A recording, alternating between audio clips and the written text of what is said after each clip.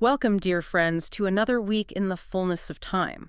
This is our ongoing journey through history, and we're tracing, well, the sovereign hand of God year by year, leading all the way up to the arrival of his son, Jesus Christ. That's right. We're your guest hosts here on Our True Identity, and we're also the authors of the book, In the Fullness of Time. And each week, we've been moving forward just 1 year at a time. We started way back in 14 BC, watching how God used, well, everything really, empires, kings, armies, even the heavens themselves, to prepare the world for redemption. And this is week 10 of our series. Today, we step into the year 5 BC. 5 BC, it really feels like the final intake of breath, doesn't it, before God's great promise is fulfilled. It really does. If Jesus' birth came, as many scholars believe, in 4 BC, then this year, 5 BC, it's the threshold moment. It's like the last turn of history's hinge before eternity breaks into time. And what a year it was when you look at the details. Herod's household, again, just convulsed with paranoia, shifting airs. It's almost hard to keep track. And then you have this dazzling broom star, recorded by Chinese astronomers, lighting up the skies for 70 days. Yeah. Incredible. 70 days. Yeah. And meanwhile, Rome just continued to tighten its grip on the East, all under the watchful, very careful eye of Augustus. So you put these threads together, the palace intrigue, the cosmic sign, the imperial pressure, and it creates this picture, doesn't it, of fragility, but also longing, expectation. Absolutely. A world that looked, maybe ordered on the outside, superficially because of Rome, but underneath it was restless, hungry for stability, for justice, for hope. In other words, it was a world ready for Christ. Exactly. So join us as we step into that troubled palace of Herod. Let's look up at that blazing star that startled ancient observers. And walk the roads of an empire that was preparing the stage, whether it knew it or not, for the arrival of the true king. Okay, so let's start with Herod the Great. By 5 BC, where is he at? He's the king of Judea, a client monarch under Rome. But the description we get, especially from Josephus, is one of, deep trouble. Deep trouble is putting it mildly. His mind, his household, his entire kingdom, really, seemed to be in the grip of this escalating paranoia. We often call him Herod the Great because of his building projects, the temple expansion, Caesarea, Masada. Truly monumental. That's writable achievements, yeah. But by 5 BC, that legacy, that greatness, is just being completely overshadowed by something much darker. His later years are infamous for brutality, suspicion, accusation, and bloodshed, especially within his own family. It's a tragic picture, isn't it? A ruler with immense capability, incredible resources, navigating this complex relationship with Rome. Yet, internally, personally, it's all crumbling. And Josephus, our main source here, writing his Antiquities of the Jews not too long after Herod's death, gives us this vivid, maybe sometimes critical, but very detailed portrait. He paints Herod as a king, just consumed by fear. And this fear wasn't just abstract, it had lethal consequences. Just 2 years before, in 7 BC, he had already executed 2 of his own sons. Alexander and Aristobulus. His sons with Mariamne the Hasmonean, who he had also executed earlier. It's just tragedy upon tragedy. Executed on charges of treason, imagine the atmosphere in that court, the fear, the message it sent. Nobody is safe, not even the king's own children. It absolutely sent tremors through the royal family and all of Judea. It set this terrible precedent, and that brings us right into the heart of the chaos in 5 BC, the succession. Right. After executing Alexander and Aristobulus, he needed an heir. So in 6 BC, he had elevated his eldest surviving son, Antipater. Antipater, son of his first wife, Doris. You'd think, okay, maybe now there's some stability. He's named the heir. But with Herod, stability seems impossible. His paranoia, as Josephus chronicles it, it's like this infection that just kept spreading.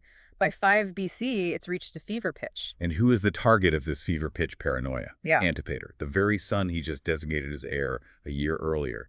Herod becomes convinced that Antipater is now plotting against him. It's almost unbelievable. So what does he do? Predictably, perhaps, for Herod at this stage. He changes his will. Again, it's this constant reshuffling, this desperate attempt to control the future, to secure his legacy, but it's just creating more instability. Exactly. And who does he turn his attention to now? He shifts focus to his younger sons, Archelaus, Antipas, and Philip. These are sons by another wife, Malthus the Samaritan. They're younger, less experienced, certainly less prepared for rule than Antipater was perceived to be. So he essentially demotes Antipater, or at least casts serious doubt on his position, and starts promoting these younger sons as potential alternatives. Precisely. And you can just imagine the chaos this unleashed in the court. Utter disarray. Who do you pledge a loyalty to? Who's going to be on top next week or next month? Right. Court officials are scrambling. Factions are forming around each potential heir. Antipater still has supporters. Archelaus gains favor. Antipas and Philip have their own circles.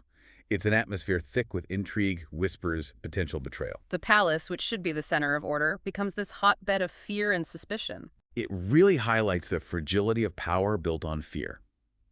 Herod's constant changing of the will wasn't a sign of strength or careful planning.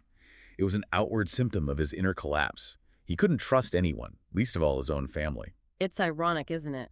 He's building these massive, enduring fortresses out of stone, but he can't build any lasting peace or trust within his own house. That's a powerful image. He's obsessed with controlling the succession, rewriting documents, trying to dictate the future. But all he's creating is more turmoil, more instability. His palace is a battleground. And this wasn't just palace gossip for the elite. This instability had real, tangible effects on the everyday people of Judea, didn't it? Oh, absolutely. It was a direct threat. When the succession is unclear, the whole kingdom holds its breath. There's the potential for unrest, for civil conflict when the king finally dies. New alliances mean new enemies. A change in power could mean purges, settling scores. And practically speaking. Practically, Herod's paranoia likely meant increased taxes to fund his security, his network of spies. Josephus mentions spies being sent into villages to listen for dissent.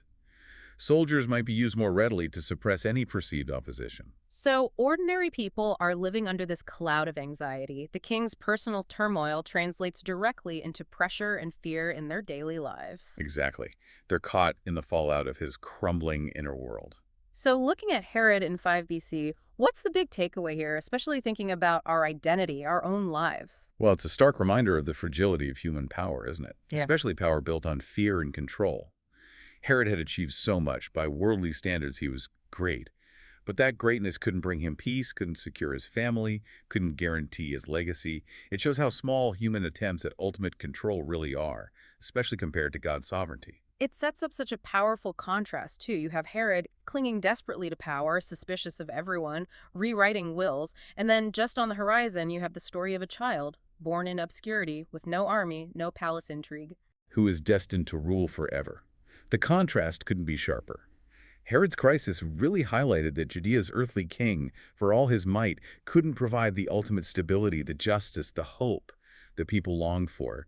Only God's chosen king could do that. And there's an application for us, isn't there? Our own attempts to control everything, to manage every outcome through sheer will or manipulation, often lead to similar kinds of internal chaos, that same kind of instability Herod experienced, just maybe on a smaller scale. Absolutely. It mirrors that futility. We grasp for control and often find ourselves more anxious, more fearful, less peaceful than before. Herod's story is a warning, in a way. A powerful warning. So, as Herod's palace is just consumed by this drama, this fear, something entirely different is happening. Not from earthly plotting, but from the heavens themselves. That's right. While the earth below was churning with human anxiety, the sky above put on a spectacular show.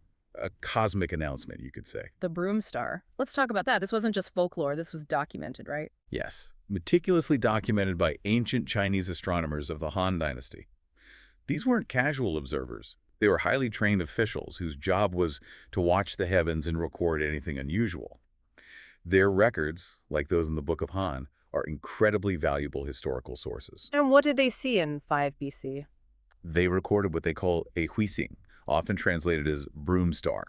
It appeared, they noted, between March 10th and April 7th of 5 BC, roughly speaking, in the constellation Capricornus, or more specifically, near the star Theta Aquilae, which is close to the Capricornus border. And it was visible for 70 days. 70 days? That's over 2 months. Exactly. This wasn't a fleeting meteor. This was a sustained, brilliant light in the night sky. Modern astronomers speculate it was likely either a comet. The broom description suggests a tail, or perhaps a nova, a star suddenly flaring up in brightness. And what made an event like this so significant in the ancient world? Well, unlike the planets, whose movements were predictable, charted, a nova, or a bright comet, appears suddenly, unpredictably. In cultures that saw the heavens as reflecting divine order, such a disruption was a major event. It was seen as a sign, an omen, an announcement from the gods, or from God. So it wasn't just an astronomical curiosity, it had deep meaning. Deep meaning. For the Chinese astronomers, a broom star could signal all sorts of momentous things: the rise or fall of dynasties, the birth of a great leader, divine pleasure or displeasure. Mm. An event lasting 70 days would have absolutely captured their full attention. They would have watched it, recorded its position, its duration, believing it carried profound implications for the world below. And critically, this wasn't just visible in China. A bright comet or nova would have been seen across much of the ancient world. Precisely, including the Near East. Think about astrologers, wise men, magi, people in places like Persia or Babylon who are also scanning the heavens for meaning, for signs related to kings and kingdoms. A dramatic 70-day celestial event. That would not have gone unnoticed. Which brings us to the context in Judea and the surrounding regions. We've talked about Herod's instability, the pressure from Rome. There was also this intense messianic expectation, wasn't there? It was at a fever pitch. Centuries of prophetic writings, the current political turmoil, the sense of being under foreign domination. Many Jews were desperately longing for God to intervene, to send the promised Messiah, the king who would restore Israel. And the idea that the heavens might signal the arrival of such a king, that connects directly to Jewish scripture, doesn't it? It does. Numbers 24.1 Satan, for instance, speaks of a star shall come out of Jacob and a scepter shall rise out of Israel.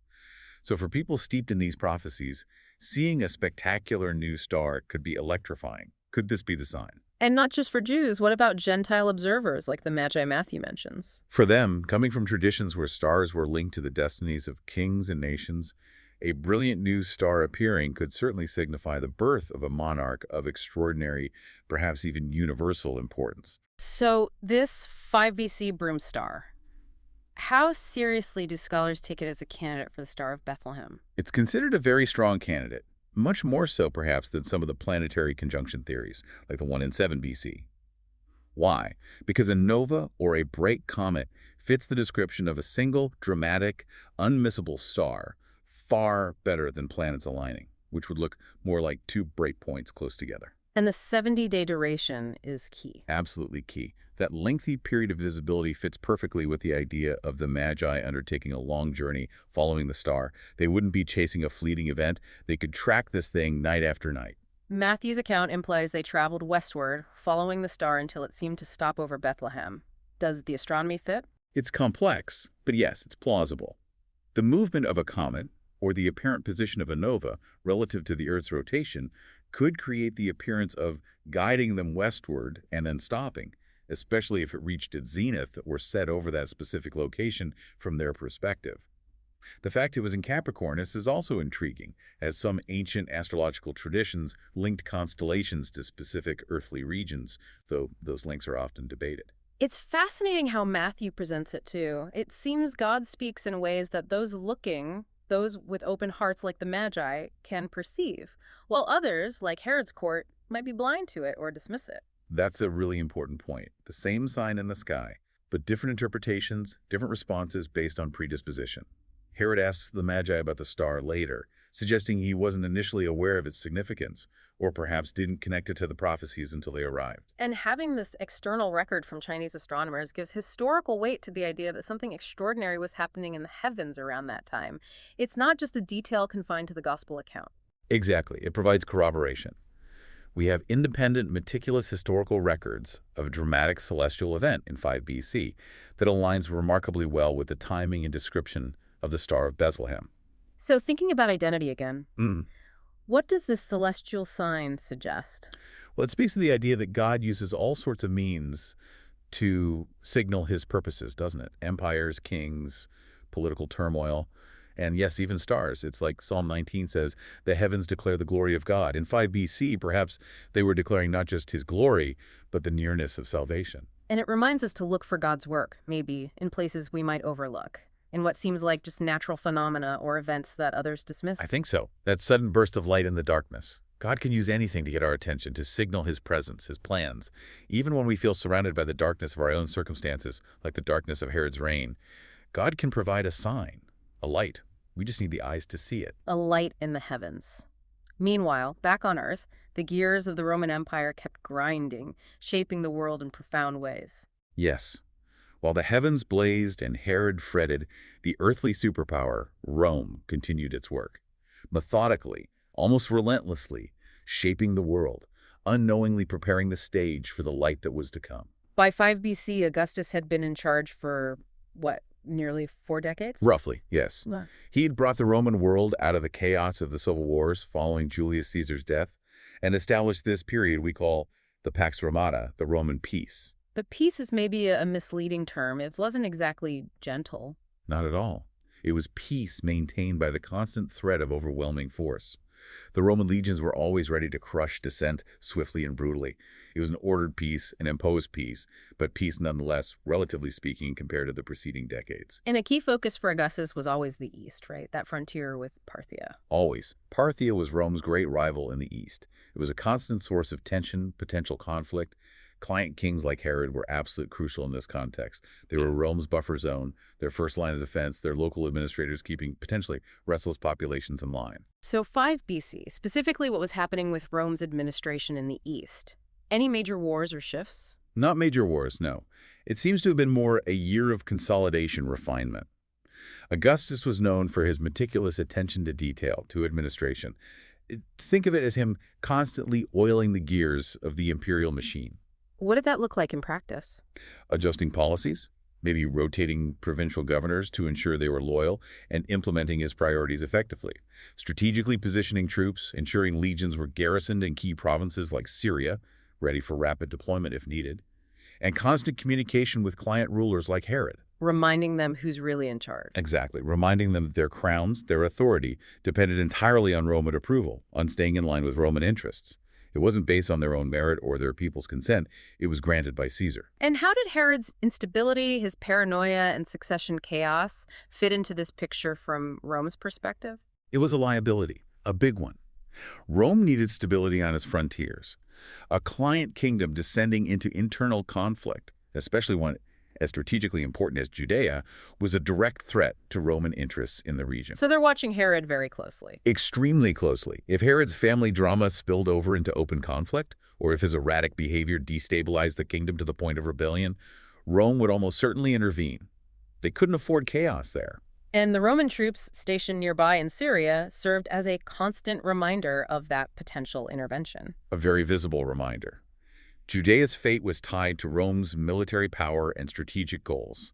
They were not an independent player in any real sense. This Roman dominance, this tight grip, it had profound consequences, didn't it, for what was about to happen historically? Profound and, from Rome's perspective, entirely unintentional consequences. It created a world that was, in many ways, unified.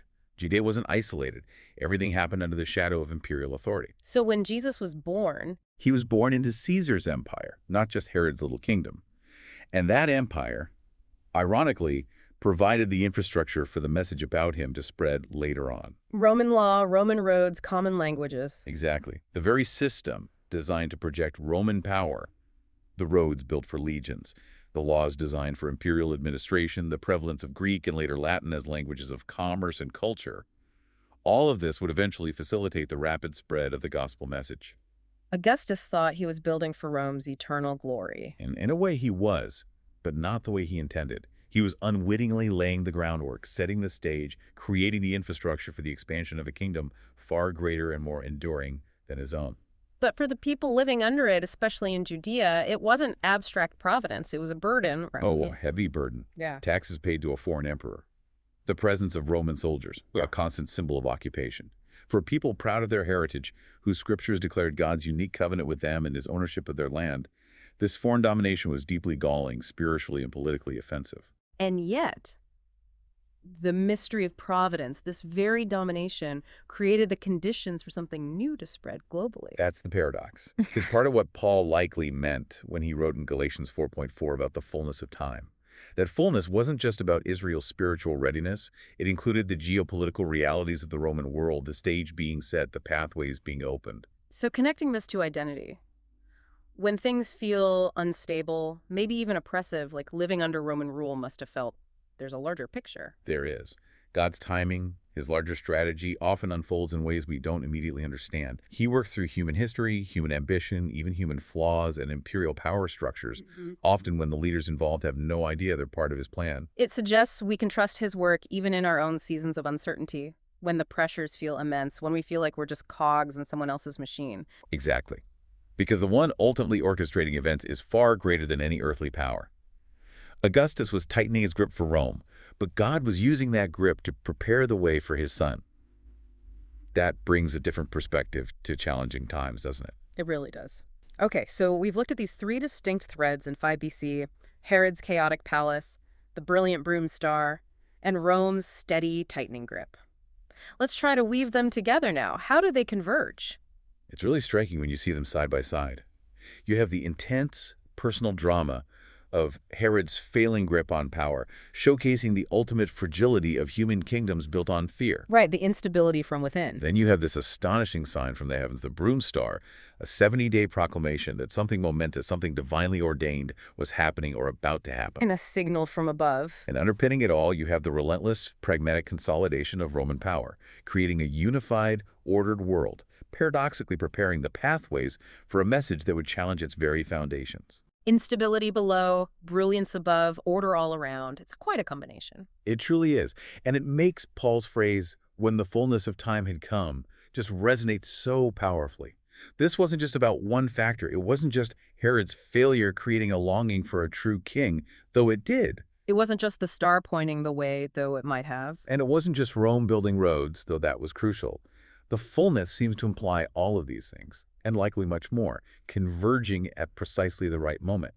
Political volatility, cosmic signs, imperial infrastructure, all woven together. So it wasn't random. It wasn't accidental. It feels orchestrated. That's the sense you get, a meticulous divine orchestration. Herod's paranoia wasn't God's ideal, obviously, but God used the longing it created. The star wasn't necessarily understood by everyone, but God used it to guide those who were looking. Rome's motives weren't godly, but God used its empire for his purposes. It paints a picture of God's sovereignty over history, doesn't it? While kings are raging and empires are boasting, God is quietly, patiently, powerfully guiding everything towards his appointed goal. Exactly. 5 BC becomes more than just a collection of historical facts. It's a testimony to that sovereignty. It's the year before Bethlehem, the year before the angels sang to shepherds, the year before the Magi arrived. The final moments of preparation, Earth groaning under instability, the sky blazing with wonder, Rome pressing in with its power, and the answer to all that longing, all that tension was about to arrive in the most unexpected way. In a manger, wrapped in swaddling clothes. The fragility of Herod contrasted with the vulnerability of the Christ child, who held ultimate power. The spectacle of the star contrasted with the hiddenness of the birth. The might of Rome contrasted with the humility of God's plan. So bringing this home for us, for our listeners, for our identity in Christ, what's the application of seeing this convergence in 5 BC? I think it's profoundly hopeful. The same God who orchestrated the fullness of time back then, weaving together these disparate threads for his ultimate purpose, is the same God at work in the intricate details of our lives right now. Even when all we see is maybe instability, like Herod's court, or confusion, or maybe just the pressure of circumstances, like living under Roman rule. Yes. We might only see the individual threads. We might feel the fragility, the longing, the pressure. But he sees the larger tapestry. He knows how each thread fits into his design. He understands the timing. And he is faithful to bring his purposes to completion. In his perfect time. That's the promise embedded in this history. It's an invitation for us today to trust his work, even in our own seasons of uncertainty, even when things look chaotic or bleak from our limited perspective. To trust that he is weaving something beautiful, something purposeful, even out of the messy threads of our lives and our world. And to embrace his presence right here, right now, in the fullness of time of our own lives, knowing he is sovereignly at work. And friends, that truth is not only history, it is hope. The same God who orchestrated the fullness of time then is at work in the details of our lives now. We may see only instability or longing or pressure, but he sees the larger tapestry. He knows how each thread fits, and he is faithful to bring his purposes to completion in his perfect time. Such a vital truth to hold on to. Before we close today, we want to invite you into a space where that same truth can be lived out in community. We really believe God doesn't just work in history books. He works in the everyday struggles of people like you and me. And that's why we're so excited about what's happening right here at Celebrate Recovery. Yes, it's been amazing to see this ministry grow. This fall, we are kicking off a brand new season on Friday, August 29, with life's healing choices, beginning with choice 1, admitting need. This is actually a major milestone for us. It really is, because our local Celebrate Recovery which first launched back on January 10th of this year as an open chair group only, is now transitioning into live teaching for the very first time. It's a moment of growth, of stepping forward in faith, really, of seeing God expand what he has already begun, and we would absolutely love for you to be part of it. We meet every Friday night at 7 p.m. at Peters Creek Baptist Church. That's located at 6300 Library Road in South Park, Pennsylvania. It's just a safe, welcoming space where people from really every background come together to find freedom, healing, and hope in Christ. So if you're walking through addiction or grief, anger, fear, maybe any kind of hurt or habit or hang-up that just weighs you down, please know there's a seat for you. You are welcome. And if you're not local to the Pittsburgh area, we don't want you to miss out on what CR offers. You can visit carlocator.com. Just cr-locator.com and enter your zip code. You can find a Celebrate Recovery group near you. God is doing incredible things in these communities all across the nation, and there's definitely a place for you in that story. Also, if Monday nights work better for your schedule, our sister Celebrate Recovery group gathers at Crossroads Ministries in Finleyville, also at 7 p.m. on Mondays. It's another wonderful place where the same love, the same hope, and the same Christ is powerfully at work. Finally, if you feel led to support what God is doing through this ministry here, you can give online at pcbc.churchgive. Just select Celebrate Recovery from the drop-down menu. Every gift, truly, helps us continue to create these spaces where lives are changed, where chains are broken, and where the message of Christ's healing power can reach more and more people. The year 5 BC. It was a year of fragility, yes, but also wonder and intense preparation. Our own lives might feel just as fragile sometimes, maybe just as full of confusing signs or pressures. But God is still the God of fullness. He still breaks into darkness with light. He still takes the chaos of our lives and prepares it for redemption. And he still meets us exactly where we are to bring us into his perfect timing. This was the year before Bethlehem, the year before angels sang, the year before wise men followed a star, a year of instability below and brilliance above. And in that tension, we see the enduring truth that when the world seems most uncertain, God's plan is absolutely certain. The fullness of time was at hand.